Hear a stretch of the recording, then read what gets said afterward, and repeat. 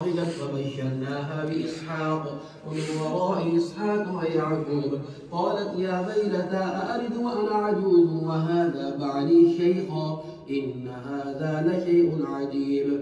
قالوا أتعجبين من أمر الله رحمة الله وبركاته عليكم أهل البيت إنه حميد مجيد.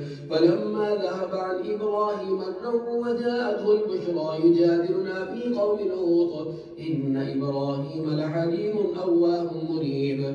يا إبراهيم أعرض عن هذا إنه قد جاء أمر ربك وإنهم آتيهم عذاب غير مردود. ولما جاءت رسلنا لوطا سيء بهم وضاق بهم ذرعا وقال هذا يوم عصيب وجاءه قومه يهرعون إليه ومن قبل كانوا يعملون السيئات قال يا قوم هؤلاء بناتي هن أطهر لكم فاتقوا الله ولا تخزون في ضيفي أليس منكم رجل رشيد.